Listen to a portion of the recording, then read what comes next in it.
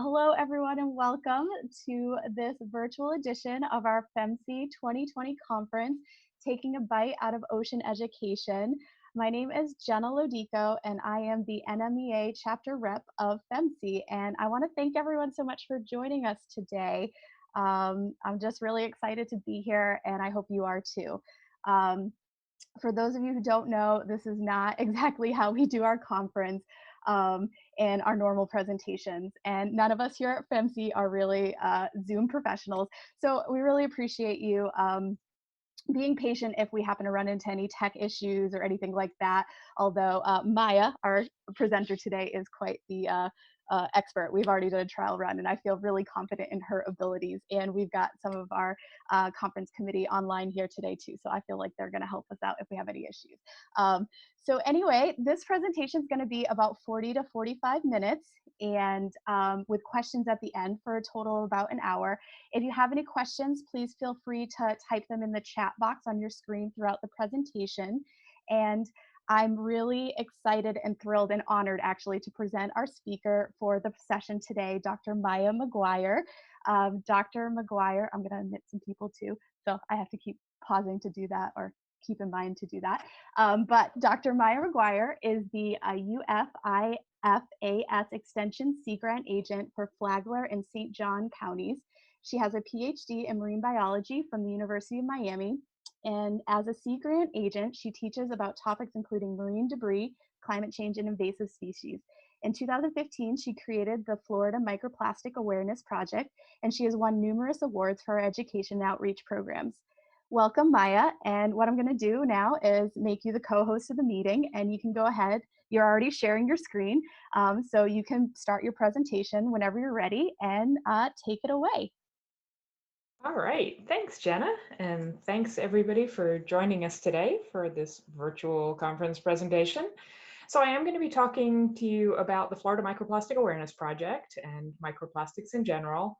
And I sort of put together a hybrid presentation that's a combination of my straight science presentation and a teacher workshop presentation that I put together last fall.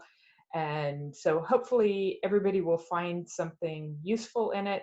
I will also point you towards a number of the resources that I have available on the project's website. So we'll just take it away and see where it goes. Okay, so to start, by definition, microplastics are simply pieces of plastic that are less than 5 millimeters in size. So 5 millimeters is about 2/10 of an inch. It's a little bit smaller than the size of a number 2 pencil eraser. So if a piece of plastic is less than 5 millimeters in size, it is considered microplastic. There have been some arguments that maybe micro should be less than 1 millimeter in size, but this definition was sort of established in the late 2000s, and I think we're kind of stuck with it at this point. How do microplastics form? Well, they can be formed in one of two ways. The secondary microplastics are those microplastics that started off their life as something bigger and then have degraded either through photodegradation, mechanical action, chemical interactions. They've broken apart into pieces that are smaller than 5 millimeters. These secondary microplastics do also include fibers, which we are learning more and more about almost on a daily basis. Fibers, synthetic fibers, are actually plastic. If we think about a lot of our synthetic fabrics, things like nylon and acrylic and polyester and polypropylene, those are all petroleum-based plastics that are extruded as these really thin filaments or fibers that are twisted together to make threads, and then those threads are woven together or twisted together to make fabrics or yarns, and so on. Because the components of these fabrics and these yarns are these little tiny fibers, there is a good possibility for those little fibers to get broken off and end up out in the environment, end up as microplastics. we don't really have a lot of knowledge about how those fibers are shed from the fabrics. We suspect that there is mechanical action. If you're just wearing clothing and walking in it, you are probably shedding microfibers. We know that washing and drying of fabrics can cause some of these fibers to shed. We also know that natural fabrics shed fibers as well. And there are still a lot of questions about the environmental impacts of synthetic fibers versus natural fibers, but that's more than I'm going to get into today. The other group, if you will, of microplastics are called primary microplastics, and these are plastic items that are deliberately made to be small. So these include the nurdles, which, besides being just a fun word to say, is the way that we ship pre-consumer plastic. So if a plastic item manufacturer needs to acquire some polypropylene, they're going to buy a container load or more of these little pellets that are all 100% polypropylene, and then the manufacturer will take them and turn them into whatever products they need. They may add additives to them at that point. They may pour them into molds, whatever they're going to do with them. Because these items get shipped all over the world, there is a lot of spillage that occurs. And the photograph here of these nurdles, all of these nurdles were actually beach collected. We have times when we know of large container spills of these nurdles. We also just know from walking around that there are certain places, like alongside train tracks and in particular areas, where these nurdles do end up out in the environment and can end up washing or blowing into the ocean. Another group of primary microplastics are the microbeads, which became pretty well known probably about 5 years ago, when there was a lot of public outcry when it was learned that a lot of our facial scrubs and toothpastes contained small pieces of plastic, a lot of them in the form of these little spherical microbeads. In the picture here, the little blue dots are plastic microbeads. The white stuff is probably um, a wax that is also used in some of the facial scrubs. In the United States, we no longer have to be concerned about these microbeads being in our facial scrubs and in our toothpastes because of the Microbead Free Waters Act that was passed in December of 2015 and took full effect in July of 2018. That law essentially makes it illegal to sell or manufacture in the United States certain personal care products that contain plastic microbeads, and specifically those personal care products that are designed to exfoliate or cleanse the human body or parts thereof, including toothpastes. So this covers our facial scrubs.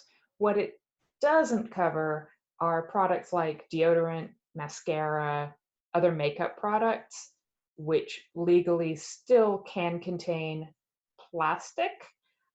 They typically do not contain these spheres, these beads of plastic, but they do contain polyethylene plastic, probably as a filler or a thickener.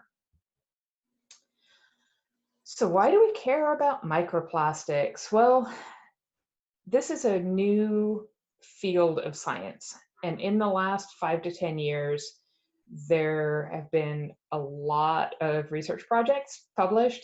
I heard at a recent presentation that I went to, I heard it said that there are about 2 papers a day being published right now focused on microplastics, which is crazy.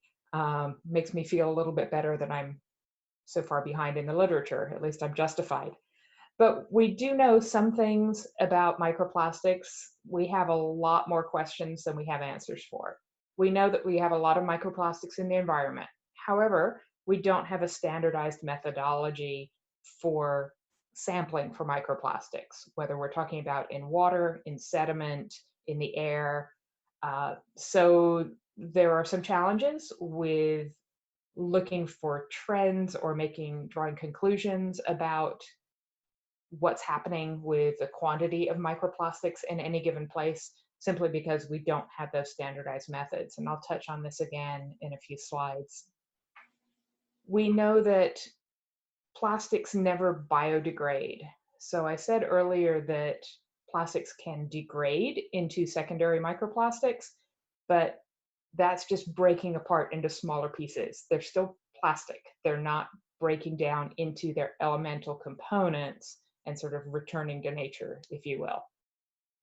We also know that microplastics are eaten by a wide variety of marine life, but what we don't know is what impact that might have on the marine life or even on us by extension. So one of the reasons that it's really difficult to create a standardized method for sampling for microplastics is that each of the different plastic resins, if you think of the little triangle with a number inside it that you'll see on a lot of products, that number, in the case of plastics, the number designates the resin that that plastic is made out of. So polypropylene or polyethylene or polyethylene terephthalate, PET, and so on. Each of those resins has a different density. So in the water, it's going to end up in a different location. We have some very low density plastics that float, and then we have some higher density plastics that are just kind of mid-range. And so they will sink somewhat, but they're easily kind of resuspended in the water column. And then we have those higher density plastics that will tend to sink to the bottom and accumulate in sediments. You may have seen reference to a publication in the last couple of days that talked about record numbers of plastics on the seafloor. And what they were finding in this particular study was a lot of PET and nylon, which are two of the highest density plastic resins. So it's not surprising that that's what they were finding in the seafloor. The reason that these different densities make it difficult to come up with the quantity of plastic in the ocean or on the seafloor is that we don't have a method to sample the entire water column at any point in time. We have various methods involving nets or pumping water through filters or just collecting water at the surface. The nets are problematic because small things pass through them. The sampling of whole water samples and filtering it is problematic because you can only do a small volume, so you miss some of the larger scale things. It's really challenging. We've also got the issue of contamination. We know there are plastics in the air, microplastics, and we also know that those microplastics can settle out as we are conducting sampling and analyzing our samples. And so we have to control for that contamination when we're doing our analysis. So there are all of these factors that make it really complex and complicated to figure out just how much plastic is actually out in the environment. Seems like it should be a simple question to answer, but it's not. So in 2015, as Jenna told you, I started something called the Florida Microplastic Awareness Project. This was funded by NOAA's Marine Debris Program, and it is a citizen science project that was designed not necessarily to answer the question of how much plastic is in the ocean, but to show people that whether or not, we didn't know when we started it what the answer was going to be, whether or not plastics were in our coastal waters around the state of Florida. So the way that it works is I have a bunch of partners all around the state, and they recruit volunteers, and those volunteers go out and collect 1 liter water samples from wherever they want. This started as only a coastal sampling project because it was funded by the Marine Debris Program, so we had that limitation, but now it's expanded to be whatever is convenient and of interest to the volunteer. So they collect a 1 liter water sample. They bring it to one of our locations where we have the filtration equipment. They filter that liter through a 0.45 micron gridded filter. These are the same kinds of filters that are used for analyzing bacteria. And the reason that I picked that size filter is that, well, it has these nice little grid marks on it, which makes it really easy to take those filters and view them under a microscope and kind of scan across and down and back and down and make sure that you have observed the entire filter, that you haven't missed or double counted anything, and that the data that you collect in terms of quantifying the numbers of pieces of plastic found are relatively accurate.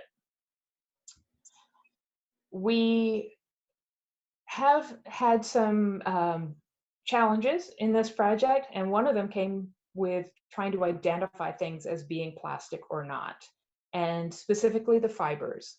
We started using a method called the hot needle technique, which is unfortunately still being used in published literature today, including that study that I mentioned a couple of minutes ago.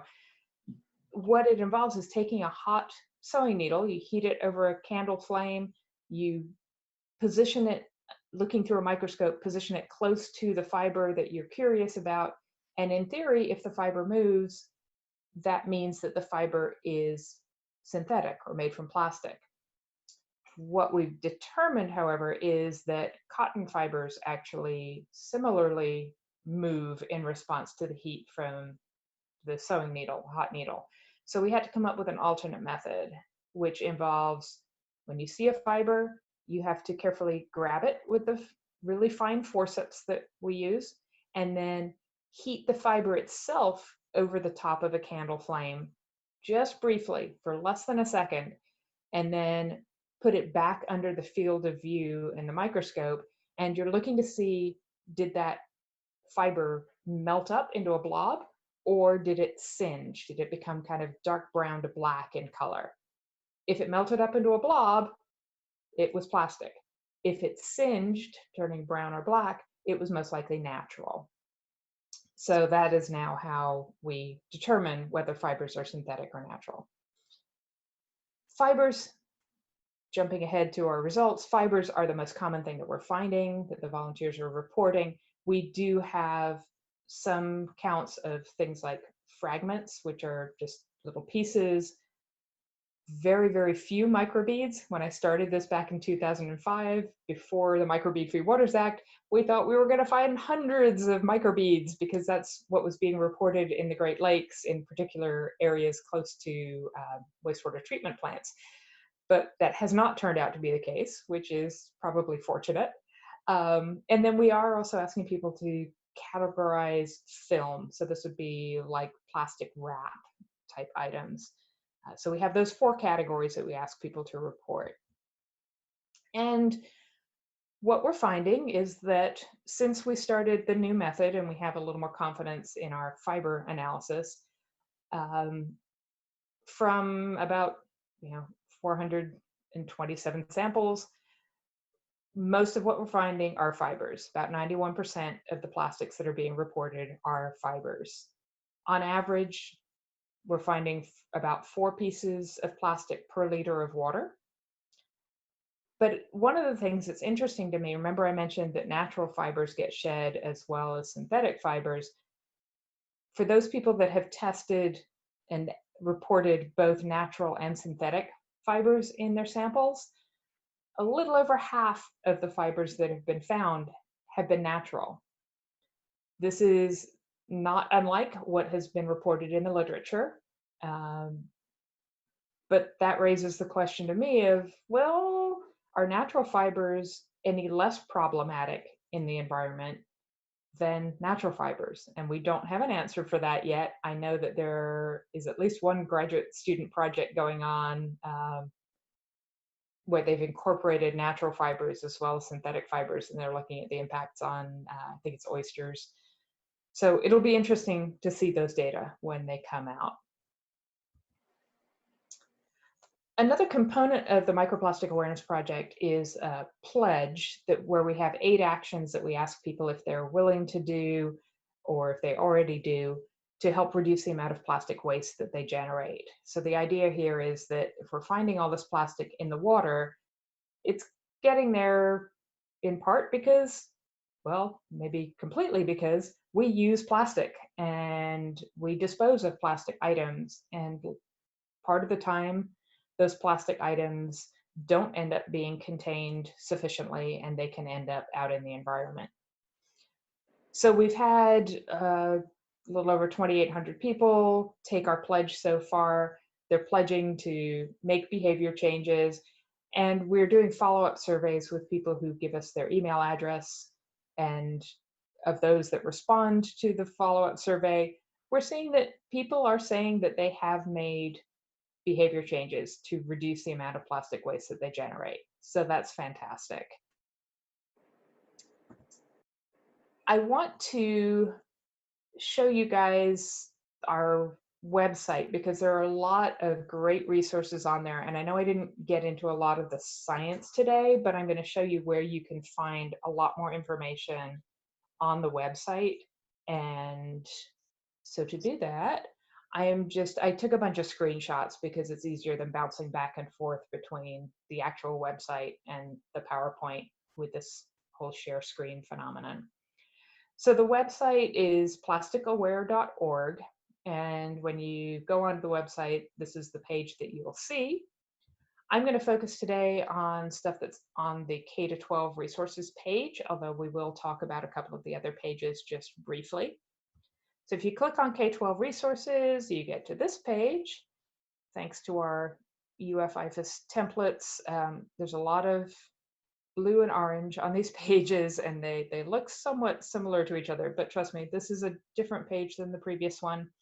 And if you're scrolling down on this page, the orange things on the left-hand side are all different activities. They're links to PDF documents or to other websites that you can go to.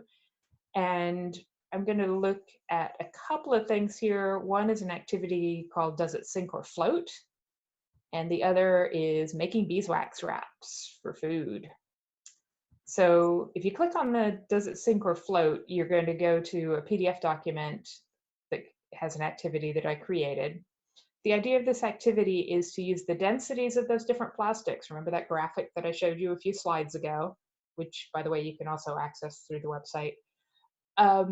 If we take actual plastic items that are made of each of those resins, as you see here in the picture, we can cut them into little pieces. I roughly did 1/4-inch squares. And what you see in these different boxes, each box contains little 1/4-inch pieces of plastic of a different resin. So PET has the resin code number 1. That's the stuff that a lot of our beverage bottles are made out of. Number 2 is high density polyethylene. So things like yogurt containers are made out of that. 3 is PVC, so that's what the little circles are, and so on. I also, with the exception of the PVC, wrote the number of the different resins on each little 1/4-inch by 1/4-inch square. What I have people do is go ahead and pick out a couple of those different plastics. They weigh them, filling out a data sheet, and then they submerge the piece of plastic into a cup of water and let go of it once it is submerged. If you just lay it on top of the water, because of the surface tension, everything's going to float. So you have to make sure that if you're doing this with students, that they push it down below the surface of the water and then let go of it and see if it rises or if it sinks. And then they record that on their data sheet.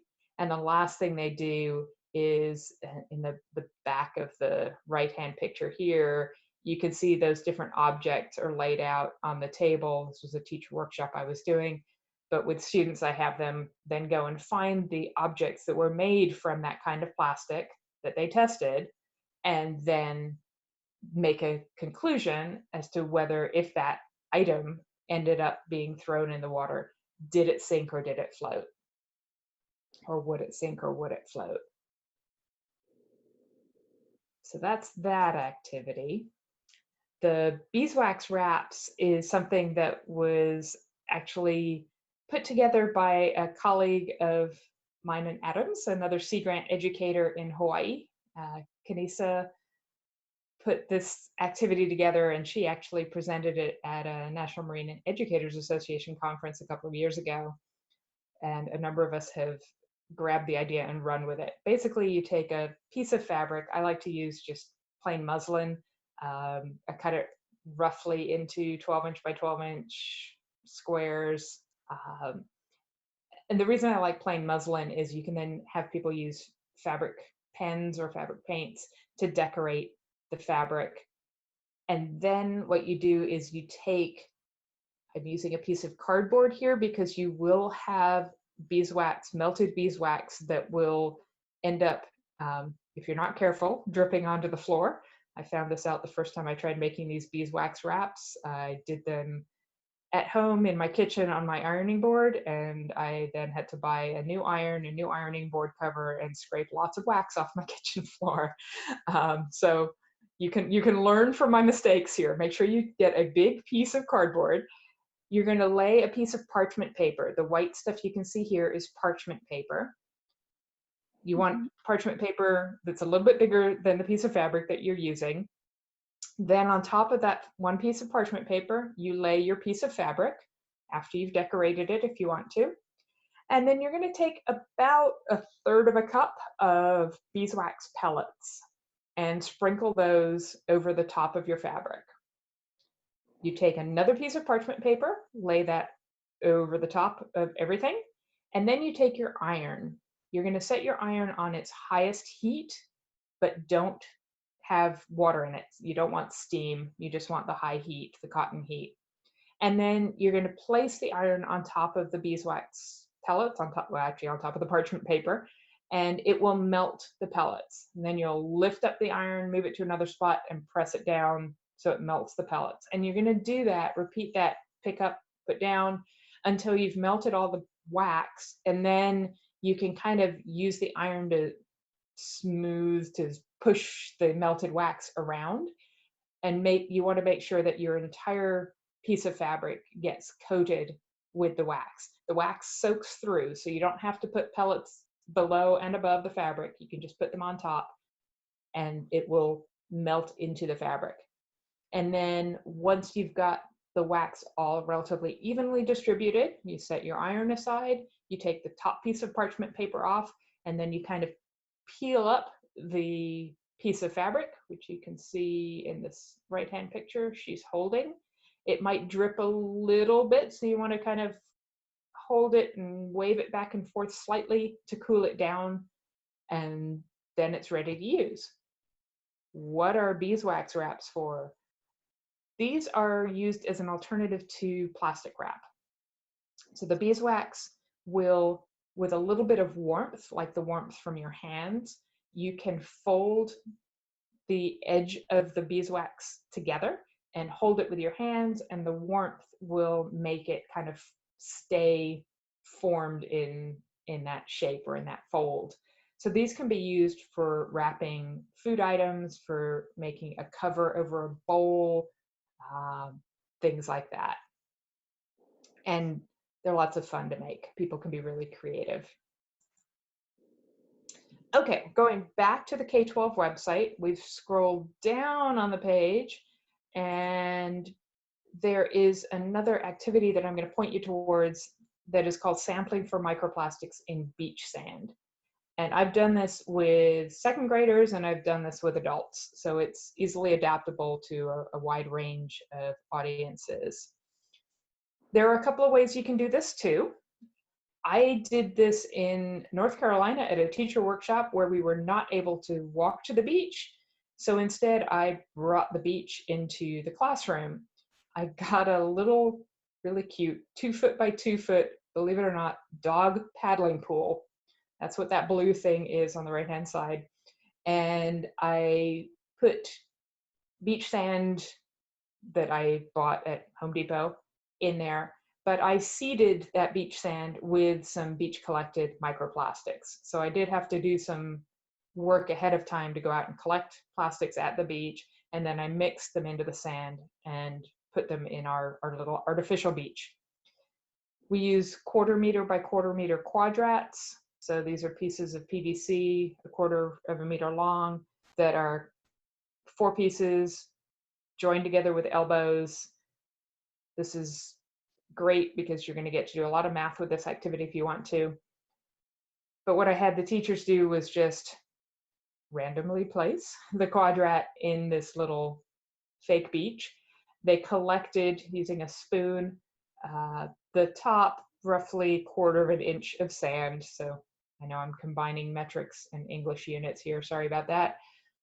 But they put the sand that they scooped up into the white tub that you can see this one participant holding. So she's using a large spoon to scoop the sand into the white tub.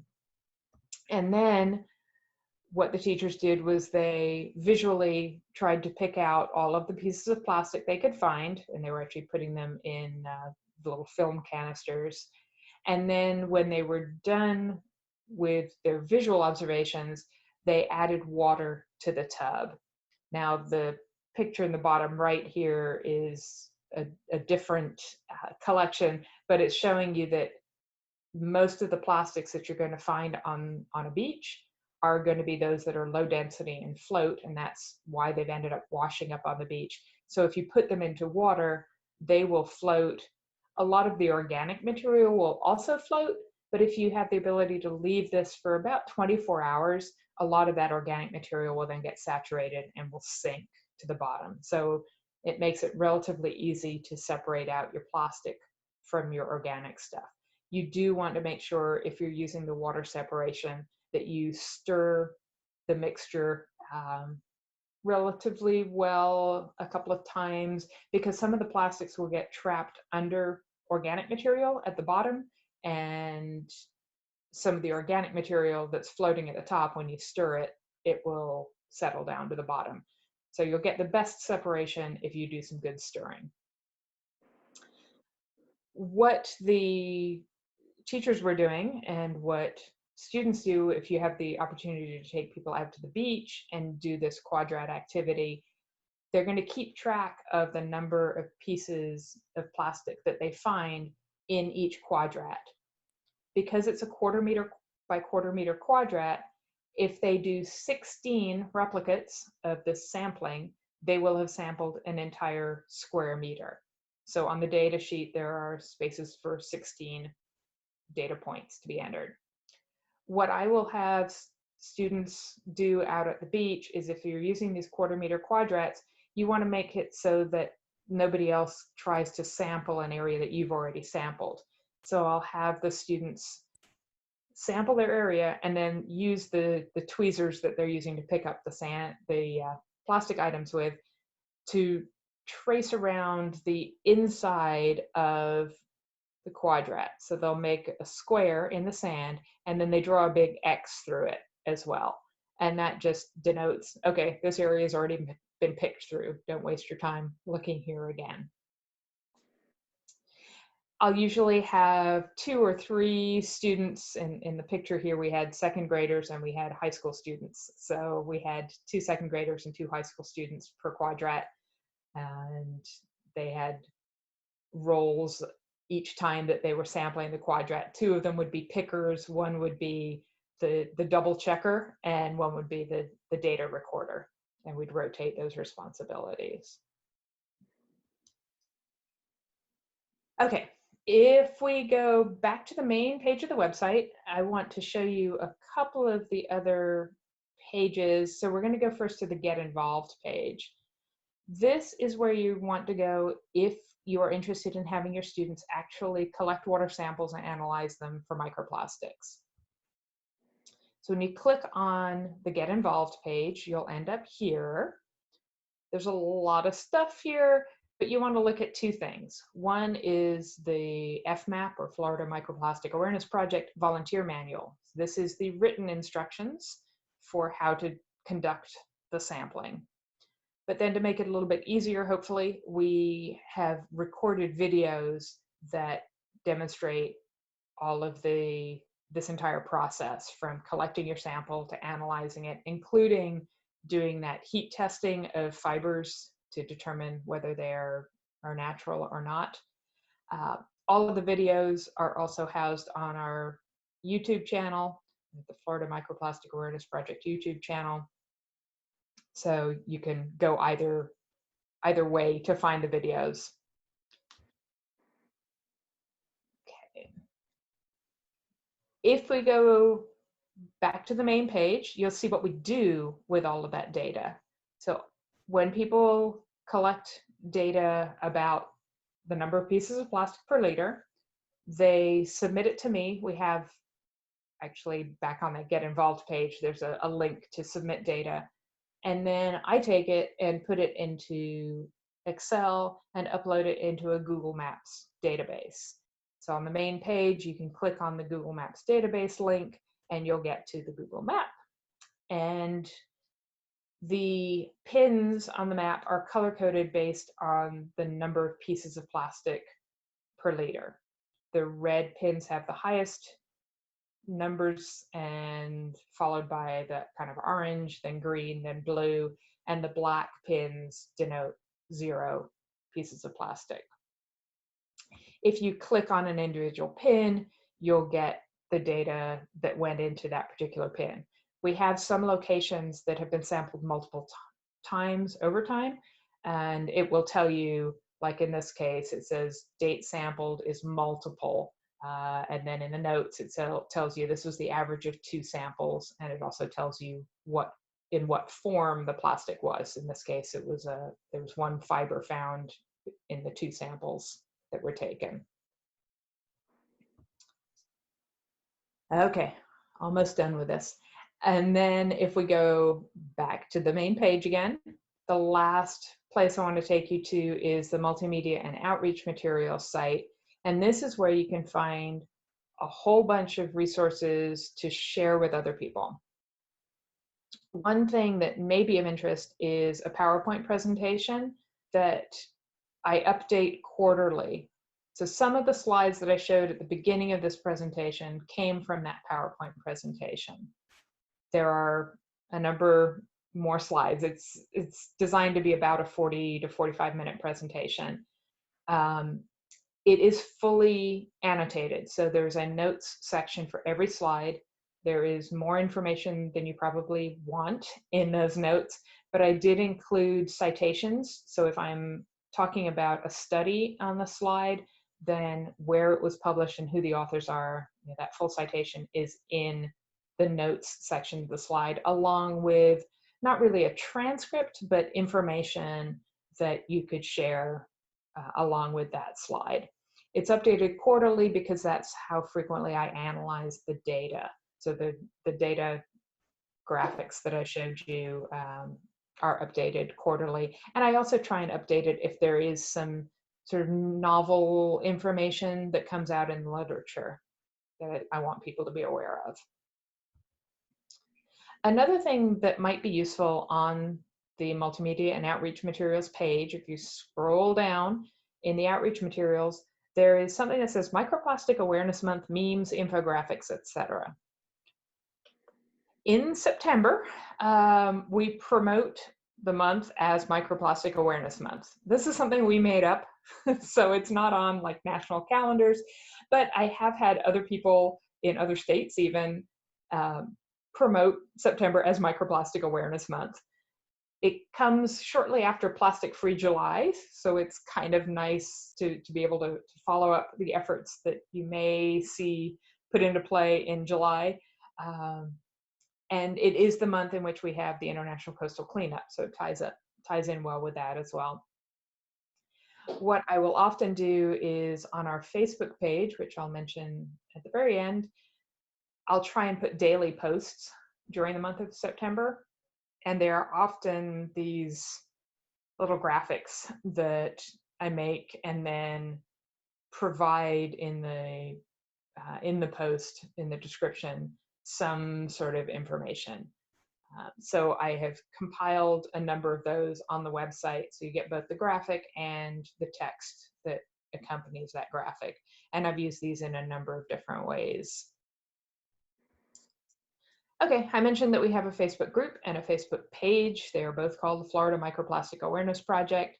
I tend to put a little bit more of the sciencey stuff in the group, and the page tends to be a little bit more general. But you're welcome to join the group. You're welcome to just follow the page, whatever interests you. So with that, I see that we have some things that have come through in the chat box. Yeah, thank you so very much, Maya. That was awesome. And yeah, I've been trying to keep up with all the questions. I've been trying to pull them. There's been such great conversation going on in the chat.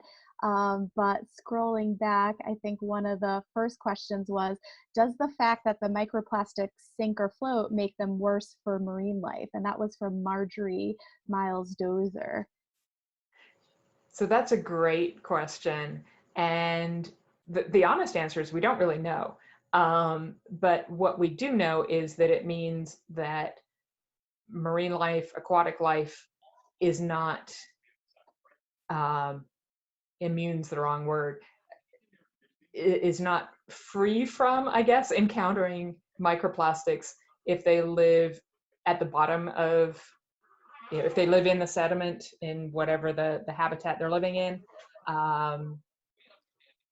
We don't know, however, if the lower density plastics have any different propensity to attract toxins to them or to release chemicals that have been incorporated into them compared to the higher density plastics. That's something that I don't think anybody has looked at.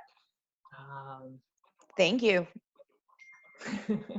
Awesome. And then Jeffrey wanted to know from the lab, the really cool lab, which I'm like, oh my gosh, I'm checking that out, the Sink or Float lab, are the plastic pieces available? I think I put a link into your website in the chat, the K through 12 resources, and he wanted to know if those plastic pieces were available.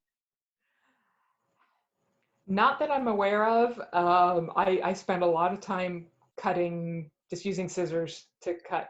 Yeah, I love the squares. setup you had with all the little bins and stuff. That looks like a great way to organize it. So not available. We got to do the work ourselves, huh? Sorry. That's all right. That's all right. If we get back to having in-person sessions, what I did do for that teacher workshop that I went to, that I taught last fall, was I did take them all. I had a set that we raffled off, basically. So somebody did get to win a set. So I would do that for a future FMSEA conference. Sounds like a silent auction donation for next year. Woohoo. Awesome. Let's do it. Okay, cool. Okay, and then LaDonna says, how did you create this data collection for the Florida region? I would love to duplicate it in Chicago. How did I create it? I mean, how did I get the volunteers motivated, I guess might be the question. And I'm lucky in that most of my colleagues around that are my partners around the state have access to volunteers. I worked with some NGOs, I worked with a number of other extension agents, and a lot of us have kind of networks of interested people who are willing to volunteer. So basically, I had been talking about this microplastic thing for a couple of years, and I kind of talked about this idea that I had for this citizen science project, and I had a number of people who'd said, well, if you ever put that together, I'd be interested. Basically, I put it out in my newsletter, and I got responses from people. So it does take having a little bit of a network, I think, to get started. So I don't know if that answered it. So I meant the actual locations that they had found different microplastics. How did you get that database set up? Because that would be awesome, because I work at Shed Aquarium, and I also see my coworker on here, Marcia. Hey, Marcia. Yeah, that would be cool, because we do beach cleans here at Shed Aquarium, and it would be cool if we can actually track that on the map so we can all visually see it. So I let the volunteers pick their sampling location. All I asked of them was, give me your Latin long when you submit your data, and then I created the map in my maps in Google Maps and entered the latitude and longitude, and it populates that way. Okay, she's good. Awesome. Thanks. for that. Yashira Cruz says, hi, Maya, what are some changes you have incorporated into your own life to reduce your contribution of microplastics to the natural environment? And thanks for the great presentation. Oh, well, thank you. Yeah, there are a number of things. The more I learn about plastic, the more ways that I look for to try and avoid plastic waste in my own life. So the things that we ask people to do in the pledge are pretty standard and straightforward. Things like bringing your own reusable bag, bringing your own washable cup for hot or cold drinks, bringing your own container to a restaurant as a leftovers container, a doggy bag, a washable, reusable container. Some things that I've started doing beyond what's in the pledge include I'm shopping a lot more at farmers markets. At least I was prior to the pandemic. Hopefully I will be again soon. That is a great way to be able to get produce without the packaging or as much of the packaging. I've started making my own yogurt. I have yogurt for breakfast every morning, and I was going through one of the big tubs of yogurt pretty much weekly. So every week I'd have a big container from my yogurt to throw away. I also eat hummus for lunch pretty much every day. So I'd have a container from the hummus that I was also throwing away. Well, now I make my own yogurt and I make my own hummus. I'd buy the large carrots and cut them into sticks instead of buying the bags of the mini carrot, snack size carrots. I make my own granola. I carry my own utensils. I carry my own washable straw. So those are some examples. Check out Plastic Free July. Their website has great ideas. Okay, great. Those are a lot of great suggestions. And I know a lot of us are trying to do a lot of great things as well. So, okay, Jennifer Guile says, which do you think will have the biggest impact over time on the environment, plastics or the oil they're made of? Ooh.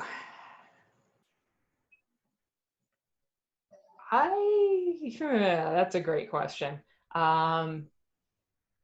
I had to pick one, I would go with plastic, partly because we add a lot of things to the plastic besides petroleum, and partly because we're turning petroleum, which in and of itself at low levels, the environment can deal with. Petroleum is something that forms naturally, and organisms are accustomed to being exposed to it at lower levels. We have seeps, natural seeps of petroleum on the seafloor and things like that.